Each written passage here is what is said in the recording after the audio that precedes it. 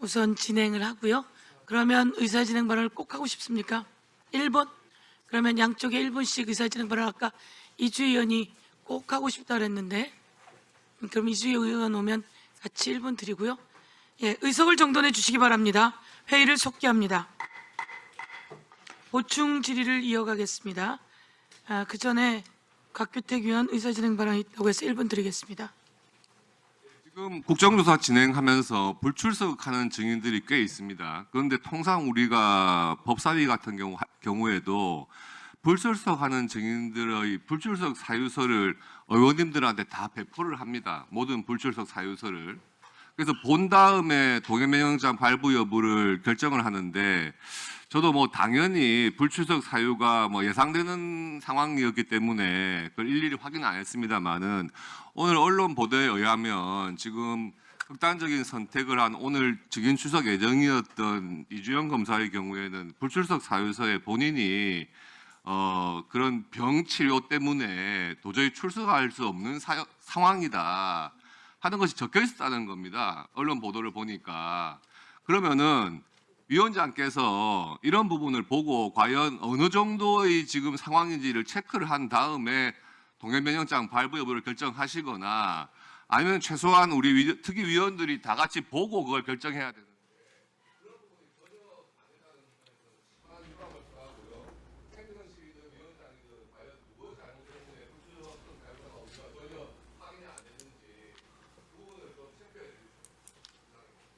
예, 불출석 사유서는 저희가 좀 체크했고요. 다음에는 같이 공유도 하고 뭐 크게 체크해서 공유할 만한 금에 뚜렷한 것은 없었다 이런 말씀을 드리고요. 금방 곽규택 의원 말씀처럼 그런데 다시 항상 필요시 검토해서 공유하도록 하겠습니다. 이주영 증인 같은 경우에는 아프다는 얘기가 있습니다. 그런데 그게 이제 그 곳에서도 시간이 많이 지났어요. 그래서 충분히 나올 수 있는 시기이다. 그래서 지난번도 불출석 사유서로 그냥 넘어가게 된 겁니다. 그리고 지금 시간이 좀 와서 우리가 필요에 따라 하기 때문에 이번에 출석 요구를 했는데 또 그렇게 가니까 이 부분에 대해서는 출석을 요구했고 그래서 안 오게 되니까 동행명령장을 발부하게 된 거다. 구치감 관련해서 가장 중요하게 처음에 남욱 증인을 구치감으로 체포하고 구치감에 대기하게 한 검사가 이주영 검사였습니다. 그래서 그 이주영 검사에 대해서 그렇게 해서 우리가 강력하게 나올 것을 촉구하게 되었다. 이렇게 말씀드립니다. 예. 곽규택 위원님 말씀을 같이 잘 공유하고 그러나 어떻든 가장 중요한 인물이었고 그게 시간이 되어서 출석에 아무 문제가 없을 거다 이렇게 판단한 상황입니다. 예, 다음은 혹시 의사진행 발언 있으십니까? 예, 그러면 진행해 나가도록 하겠습니다.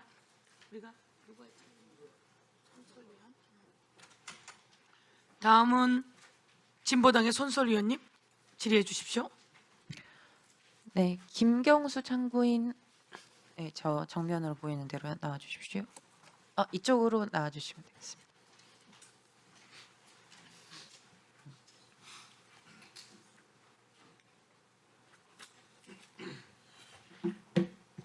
예, 김경수입니다. 네, 저녁은 드셨습니까? 예. 예. 참고인께서는 성남시를 거쳐서 경기도 공무원으로 근무하셨고 작년 말에 정년 퇴임했다고 알고 있는데 맞으시죠? 예, 맞습니다. 네. 지난 시기 동안 검찰의 수사로 인해서 직위 해제도 당해서 고초를 겪으신 걸로 알고 있는데요. 우선은 성남시에서 맡으셨던 업무를 대략적으로 말씀해 주시겠습니까? 성남시에서는 전략투짐장을 맡았고요. 전략투짐팀은 성남시 주요 시책이나 시책을 기획하고 조정하는 업무고요. 두 번째로는 각 부서에서 중복되거나 그러니까 서로 겹쳐서 안 되는 업무를 조정하고 저희가 견인하는 업무고요. 세 번째로는 주요 사업에 대한 필요성, 타당성 또는 공공성에 대해서 검토해가지고 정책 결정자가 정책 결정을 할 때 보조해주는 기능을 하는 팀입니다. 네. 오늘 이제 국정조사에서 대장동 사건을 다루고 있는데요. 검찰에서 이 대장동 사업이 이재명 당시 성남시장 배임 뇌물 이렇게 해서 수사를 하고 기소를 하고 있는 상황인데 사실 애초에 이 대장동 개발 같은 경우에는 이 개발 사업이 진행된 이후에 경기도 관내 여러 지자체에서나 도시개발공사들이 성남시나 성남도시개발공사의 이 사례에 대해서 관심을 많이 갖고 또 방문해서 노하우를 알고 싶어 했다고도 들었고요. 해외에서도 좀 벤치마킹 하고 싶다 이런 컨택이 있었던 걸로 알고 있습니다. 성남도시개발공사 자료에 따르면 2016년 1월부터 2018년 2월까지 2년간 다른 지자체로부터 총 16번의 벤치마킹 실적을 보여줬다고 하는데 맞나요? 제가 사실 직접적으로 관여는 안 했고요. 사업 초기 검토 단계만 관여를 했는데요. 보통 지자체에서 큰 대규모 사업을 하거나 할 때는요. 시에서 상당히 부담이 있습니다. 그래서 첫 번째 어떻게 했냐면 이거를 수익을 극대화할 수 있는 민간 영역으로 단독으로 하거나 아니면 공공으로 하거나 이렇게 생각을 하는데 공공으로 하게 되면 사실은 그 실패 부담률이 상당히 부담이 많거든요. 그래서 사실 계획을 할 때 그러면 일정한 이익을 편출하면서 그 실패에 대한 부담을 좀 저감을 하자라는 차원에서 지금 대장동을 그렇게 계획돼서 진행됐던 겁니다. 그리고 그렇기 때문에 사실은 이게 한 5,500억, 한 5,600억이라 하는데요. 그 많은 이익이 난 게 사실은 전국 지자체에서는 아마 처음이자 마지막일 거라고 생각을 하고요. 그렇기 때문에 민간 협력이나 SPC의 다른 지방 공사 같은 데에서 이런 것도 있구나라고 해서 그 벤치마킹을 많이 한 걸로 알고 있습니다. 네, 그 얘기는 남욱 중인도 이야기를 오늘 해주셨던 것 같아요. 사실 이 대장동 개발의 사례라는 것이 다른 곳에서도 이렇게 벤치마킹을 하고 싶어 할 정도로 잘 된 사례였고 사실은 원래 LH에서 공공으로 추진을 하려고 했는데 당시 이재명 정부에서 그거를 좀 가로막는 일이 있었고 한나라당 소속의 성남 시의원들이 예산 배정이나 이런 걸 막아서 사실 공공으로 하려고 한 거를 못하게 한 그런 방해가 있었기 때문에 민간으로 하게 됐고 근데 이 민간으로 하면서 공익으로 환수하는 것도 참 어려운 일이었을 것 같습니다.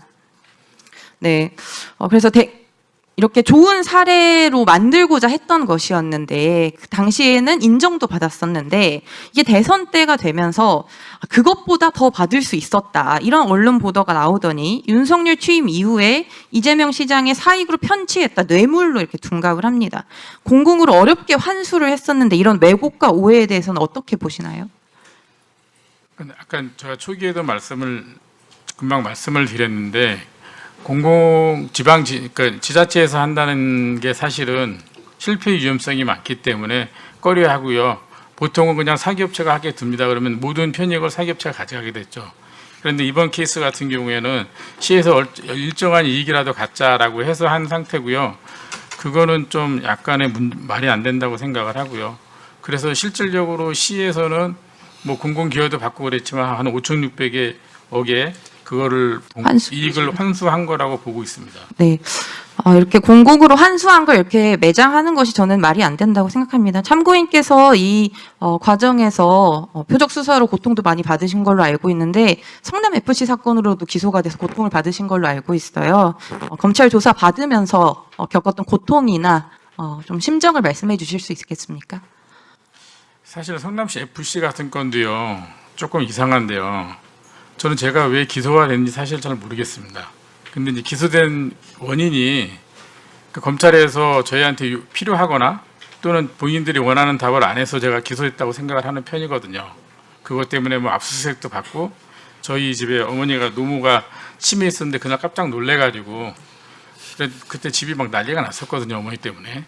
그러다가 이제 사실은 작년 1월달에 돌아가셨는데 이것 때문에 그 어머님도 그렇고 집도 좀 애들도 그렇고 와이프한테도 그렇고 친구들 다 끊기고 거기다가 또 기소되니까는 직위해제도 당해가지고 월급도 한 30%밖에 못 받고 그래가지고 상당히 고통스러웠습니다. 그래서 병원 다니면서 수면제도 많이 타먹고 그런데 지금은 그러고 나서 그냥 복귀해서 잠깐 복귀했다가 정년퇴직을 했거든요.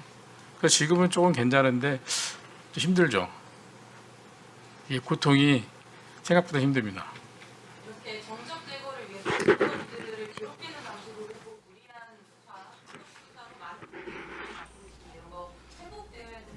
청구인은 법원에서 화해 공고를 받으셨죠. 직위 해제를 중지하는 그런 취지에. 예. 그래서 지금은 정년이 되신 거지만 오늘 나오신 청구인뿐만 아니라 너무 많은 사람들이 받았습니다.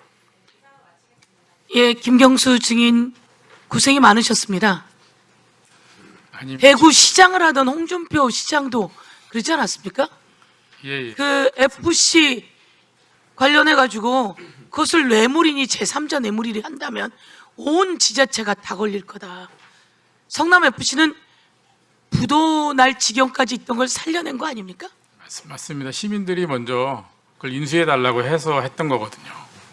그 전 시장에게서 문제가 있어 부도 날 만한 상황이었던 걸 그건 아니고요. 일화가 그 문선명 그 양반이 돌아가시면서 기아가 문선명 그 통일교 교주가 돌아가시면서 그거를 해체시킨다고 하니까 시민들이 왜 그 성남 FC를 없애버리냐, 시에서 인수해서 시민구단으로 만들어라라는 요구 때문에 그게 진행됐던 겁니다. 그렇게 해서 살려내고 예.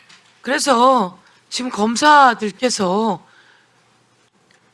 인권적으로 압수수색했겠죠. 인권 보호하려고. 아까 논리대로 보면 그렇습니다. 도대체 뭐가 잘못돼서 축구할 때 광고 다 하고 그렇지 않습니까? 맞습니다. FC를 위해서 FC가 잘 되라고 하는 거지 그게 성남시장에게 가는 게 아니지 않습니까? 맞습니다. 예, 다시 한번 위로의 말씀을 드립니다.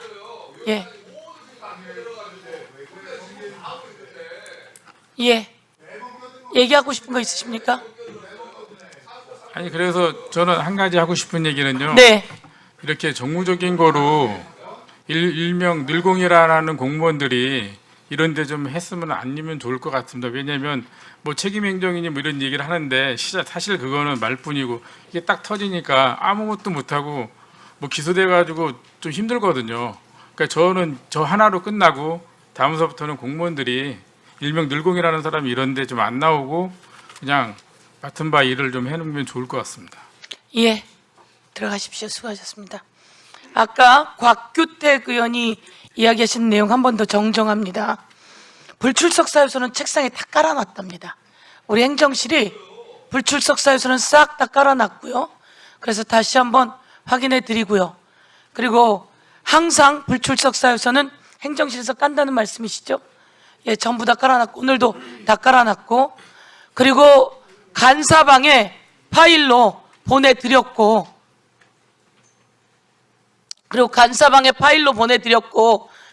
더불어민주당은 그 간사방에서 공유했다고 하고 그리고 이쪽 안 깔아놨다는 겁니까? 예, 그러면 간사실과 공유했다는 이야기죠. 더불어민주당은 간사실에서 공유하고 양당 간사실에 공유했습니다. 그래서 간사실에서 각자 의원실로 보냈을 거다 이런 게 이야기인데요. 그렇게 말씀드립니다. 그리고 이 이주용 증인이 3월 27일 날 불출석 사유서를 내면서 4월 7일 날 불출석 사유서를 냈습니다. 그때 4월 16일까지 안전 가료가 필요하다라고 하는 게 있었는데 예, 오늘이 4월 16일입니다. 그래서 저희들이 검토하기로는 오늘 오는 것이 필요하겠다라고 판단한 겁니다. 그때 내용을 다 보았고요. 그리고 오늘 불출석 사유서도 지금 4월 11일부터 4월 11일까지 안전 가료를 하고 있다 이런 내용이어서 오늘 충분히 가능하고 오늘 중요한 날입니다.